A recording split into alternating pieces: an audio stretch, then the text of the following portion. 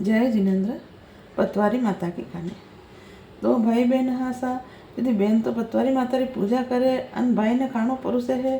थोड़ा दिन व्याह अन बहन रो तो व्याह गांव में कीधो है तो बहन तो रोज पूजा करे अन भाई ने रोटी परोसवा आवे है न भाई जीमे है।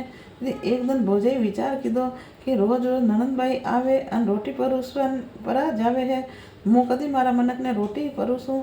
जो वणे तो पतवारी माता रो नेम लीधो अन पूजा करवा लागी। वह तो एक दिन पतवारी माता ने कहवा लगी कि पतवारी माता अगर मैं आपने सत मन पूजूं तो मारी ननंद रे घरे आड़ा डूंगर कर दीजो हो।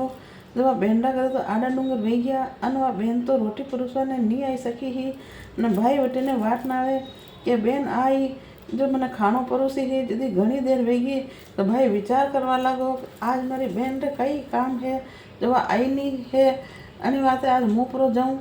भाई गयो है अने आगे जाइन देखे तो बहन करे तो आड़ा डूंगर आयरा है और मारी बहन अशिया डूंगर उलांगी खेतर आती वेला।